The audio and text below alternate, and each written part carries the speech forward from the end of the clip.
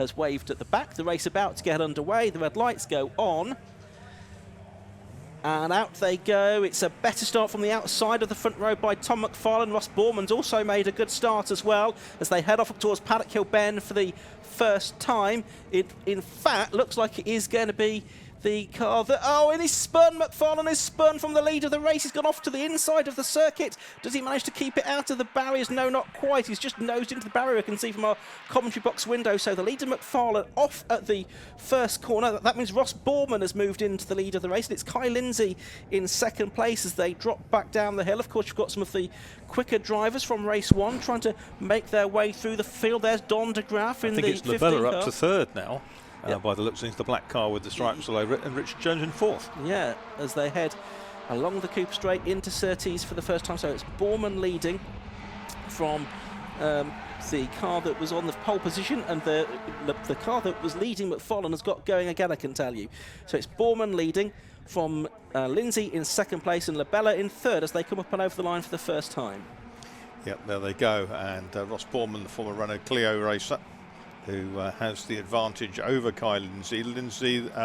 Oh, and there's a tag between third and fourth place. Labella's been tagged. He's gone round. Someone's gone round the other way. There's a car obscured in the gravel, and I'm not sure. Oh, and Labella's taken a hit as well from a car that was unsighted coming through from behind as he was stationary on the circuit. There's a huge cloud of dust. That's a huge hit to one of the cars there on the way up to Driz. We've got the red lights on. Race being stopped straight away there by the officials with multiple cars. I think the cars involved that were in that third and collision. fourth touched.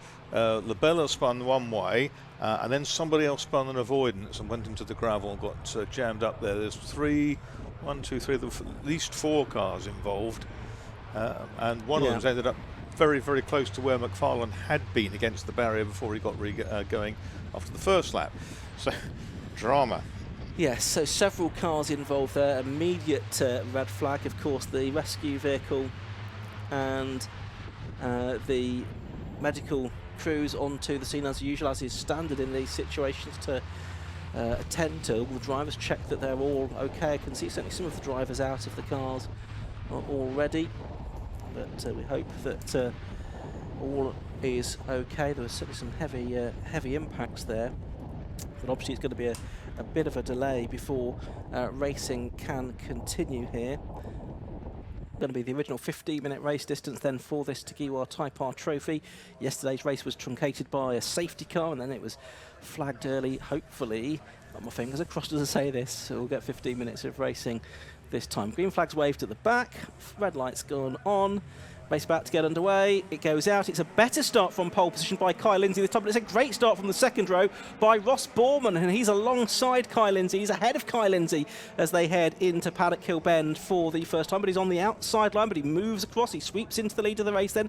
So it's Borman leading, Lindsay second. McFarlane this time has made a more conservative start. He's there in third place, and it's Richard Jones in the 12 car in fourth as they head around Druids for the first time. Yes, Andy Stevens I saw was trying to sneak up the inside there to recapture fifth, but as they come down through Graham Hill Bend, it is still Borman from Lindsay. McFarlane is next, then it's Jones, and these three abreast down the Cooper Straight there. Some wing mirrors going in a second, but the looks of things you can't all fit through, surely, through Surtees in Honda 6. They've managed to get through all safely. Well, the car in the middle of that was Trafford King, wasn't it? Yesterday's race winner.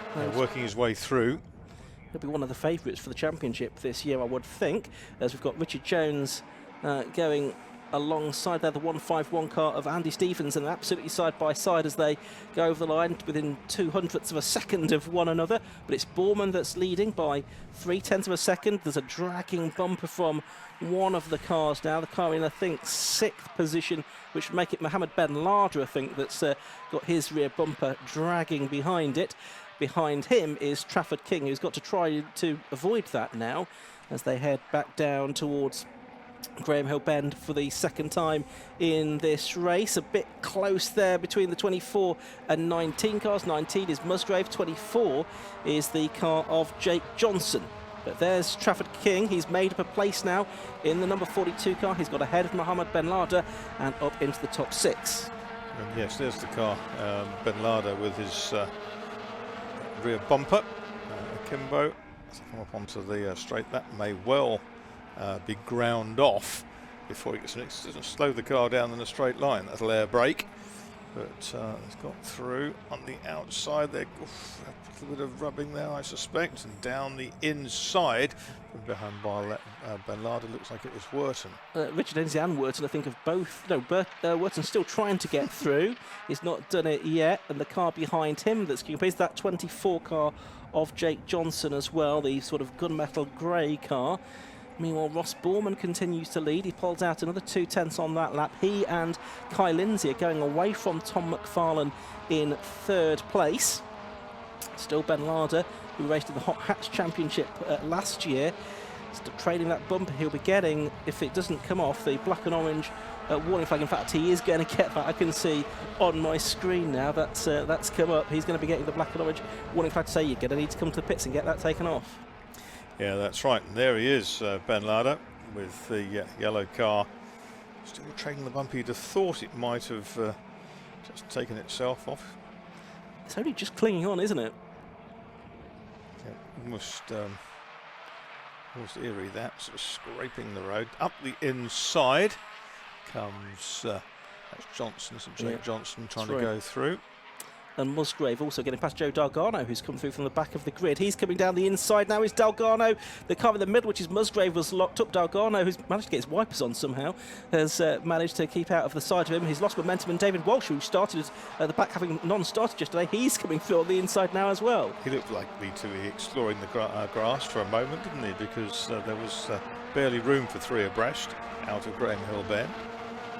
I don't think Ben Lada's seen the warning flag. 0.6 of a second the lead for Ross Borman from Kai Lindsay and Tom McFarlane, as you've got the 21 car of Walsh then having come through from the back. He's up to 12th place, trying to get up the inside now. There's a slower car in front of them as well, which has lost all momentum, it seems, as it goes up the hill towards Druids. This is the battle for third position now. Andy Stevens right with Tom McFarlane for third place. And the turquoise car, almost Leighton House coloured car of Trafford King, 6th place. You get the impression he's sort of biding his time and not worried too much about it. He did the fastest lap. Yeah. He's not worried about it because 2 or 3 of the cars that started just ahead of him on the grid, due to start ahead of him, couldn't make the restart. And on consistency alone, as well as speed, he's going to be in a very good position coming out of this weekend if he can pick up another handful of good points. If he can pick off 1 or 2 of them, that would be good. Kai Lindsay took 0.3 of a second out of Ross Borman on the last lap, and he's right with the race leader now as they come up towards Druids for the 6th time with 10 minutes of the race left to go. So that gap has narrowed. They're 2.5 seconds clear of Tom McFarlane in third place, who's now busy defending from Andy Stevens. That's allowing the top 2 to get away. It's also allowing Richard Jones and Trafford King to close in. The 2 leaders, though, through Surtees and then McLaren, 2.5 lengths between them as they go. Then here's the scrap for third, which is even closer. Yeah, Stevens isn't quite close enough to explore any gap going into clearways. McFarlane runs a bit wide, which allows his rivals to close up into the slipstream. We saw how powerful the slipstream was yesterday among the BMWs in the 116 Trophy, and equally so. Oh, and there's been a touch of McFarlane, and that was Stevens, wasn't it? They both careered off the outside. There was a tag into the braking area for Paddock. Both cars beached up there in the gravel. They are indeed. Those were 3rd and 4th, so that means it's now Richard Jones up into 3rd place. Black flag has gone out now to the number 10 car of Mohammed Ben Lada, because he's been ignoring the black and orange flags. But it's McFarlane and Stevens off, so Jones up to 3rd, Trafford King up to 4th place, and that's why you bide your time, because something like that might happen ahead of you to make the passageway a bit more clear. It is still Ross Borman leading, is about 1.5 lengths clear, but it's King now up the inside of Jones to get 3rd, but just as yellow flags are coming out for the safety car being called, which is no great surprise with 8 minutes and 20 seconds to go. Come through then in the order of Borman, Lindsay, Trafford King up into 3rd place, and Jones is 4th, Lindsay is 5th. The second of Lindsay's, that's Richard Lindsay in 74, 116 Daniel Wharton, Jake Johnson, Ollie Musgrave, and the 21 car of Walsh, David Walsh. They are in 7th, 8th and 9th ahead of Delgado. Yeah, so Delgado, up from the back. So we've had nearly half of this race, but how much more of it we'll get, I'm not quite sure. We'd obviously already had a red flag, so we'll see what the officials do about this. There's not great efforts being made yet to try to recover those cars from the top of Paddock Hill Bend. It's a very exposed position where the two cars have ended up. I think the driver's out of the car, the cars that were involved, McFarlane. It was curious, they touched in braking, and the green car McFarlane went across the nose of Andy Stevens, and second incident in the race for McFarlane. He's had a kind of a fraught day. Car down the pit lane is number 60, Jack Reynolds. He's into the pits. That was the car that was going slowly a few moments ago, so clearly some strife with his Type R EP3. Still, the cars continue for at least one more lap behind the safety car. The marshals are down at the scene, just trying to make sure all is safe there. But say the snatch vehicle looks like it's about to make an entrance to try and recover those cars. But I suspect we're not going to see too much more racing. 6.5 minutes left on the clock and two cars to recover. I can see one of the recovery vehicles is also heading out, or getting ready to head out onto the circuit when it's given the safety car to do. I think perhaps we'll see a premature end to this race though, but the cars continuing to follow the safety car around. Ross Bournemouth is leading, of course, from Kai Lindsay in second and Trafford King in third, so he'll have had a win and a third place. So I think that will put him into the championship lead. Yes, a solid lead, won't it? Because Don de Graaf unable to make the restart of this one. He finished second yesterday, and Wharton, who was third, is currently lying sixth in the 114 car. Yeah. Musgrave was fourth yesterday in 19. He currently runs in 8th. And the Bella a non-starter in this one. Andy Stevens out of this one.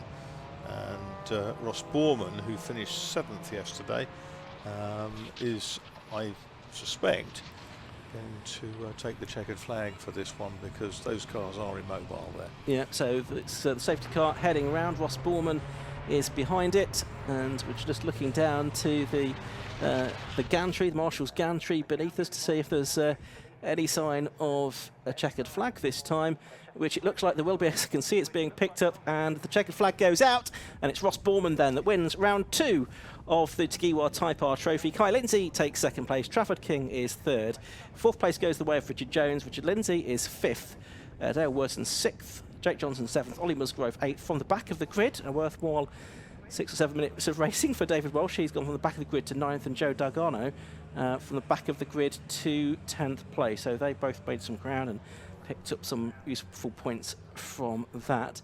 But I think we've only got 19 cars passing the checkered flag. We had those 2 in the gravel trap. We had 3 non-starters, and we had the red car of Jack Reynolds heading into the pit lane as well, the driver from Church Stretton out of the race. So the marshals getting the appreciation of most of the drivers, who are giving a wave to them as they go past on what is now the slowing down lap. This will allow a little bit more time for the recovery crews to get to work, which they are now doing. They're about to head out onto the circuit and get those cars cleared before the next race of the day, which is due to be the 5 Club MX5 Cup. But let's have a look at the results of race number 11, race 1 of the day. It was won by number 66, Ross Bourman, his first Type R Trophy win, I think. 9 laps of racing, not all of them full green flag racing, but 9 laps completed. He was 0.923 seconds ahead of Kai Lindsay. Of course, all the cars coming home behind the safety car. 374 then in second place. Third was number 42, Trafford King. Fourth was number 12, Richard Jones. Fifth was number 74, Richard Lindsay. Dale Wharton, third yesterday. Sixth today in the 114 car. Seventh was number 24, Jake Johnson. In 8th place, number 19, Ollie Musgrave. 9th was 21, David Walsh, and 10th was 93, Joe Delgado. Then it was Adam Huntley, Mohammed Ben Lada, although I think he's going to have a trip to see the clerk of the course after this one, after driving around with that bumper flailing and the black and orange flag being not heeded. Shay Kavanagh, 13th in number 46, then Luke Emmons, 14th. Jordan Banks, Lee Rickard, Andrew Cooper, Andrew Idwin and Andrew Idwin's stepson, James Millward, complete the cars that got to the end of that race, 19 of them in the end. It's not been plain sailing this weekend so far for the Type R Trophy, has it, Marcus? I'm afraid not. I mean, I think your stocks will be rising if you're in the EP3 body repair business. But no, it's been a difficult weekend for many of the competitors, but a good win for Ross Borman today. He worked really hard, got the lead from P4 on the grid over twice in this one. And for Trafford King, who's come through to take that championship lead, yesterday's winner, finishing third. Well, let's go down now to the pit lane, and Josh Barrett has probably got some time for some slightly more elongated interviews than normal. So we're down here at the end of the pit lane in Park Fermé, ready to speak to happy drivers because some best results for many. Well done, Ross. I think that's your first win, isn't it? Thank you. Yeah, it is. Yeah. Really happy. Couldn't be happier. So. Yes. Obviously, a bit of a weird race in places, but the main thing was the start, and you had to do it twice from fourth on the grid, and they were epic. Yeah, luckily both starts were really good. So I managed to get a good one on the first one, but obviously everyone had a bit of a pile up, and hopefully they're all right. And managed to do it on the second one and go on the outside, and then managed to hold it from there. I just well done to Kai, and he'd had a good race as well. So tell us a bit about the track conditions, because there's been a lot of offs at paddock today. Is paddock sort of okay? Is it just drivers making mistakes? Yeah, it's a little bit slippery. It really is. It tends to, the front end tends to go in, but it's really loose on the back, and it's the same through clearways as well. But yeah, it's definitely a lot slipperier than it has been all weekend. So yeah, a bit strange, really, isn't it? But well done on your first win, and getting now thinking to the last race of the day, which will be on pole, I think. Yeah, possibly. Yeah, if it is, we'll just see what we can do from there. We'll go back, see what the car's like, and then go from there. So. Well done. Thank you very much. Let's have a word with Kai Lindsay, who I think this is his first podium. So let's have a word. Kai, well done. Second place. Is that your first podium as well? This is my first ever podium, yeah. Well done. Yeah, thank you. And I guess that pole position, it's difficult here at Brands Hatch, and just the cars behind just have that much more momentum as they go downhill. Yeah, there were a lot pushing me, and there were a lot of fast cars. And it was brilliant. I loved it. It's awesome. Looked like when the race got going, though, you were able to keep with Ross and give him a right challenge. Yeah, luckily, we just broke away from the rest of the pack, and I think I was pushing him most of the way around, and we were just racing. It was good. I loved it. And I think that means the race later you'll be on that outside line, so maybe you can get to the front then. Hopefully we can switch places, yeah. Well done, congratulations. Yeah, I just want to thank my dad for everything. Thank you. Well done, Kai. And then Trafford King is over here, so let's walk and have a word with Traff, who took third.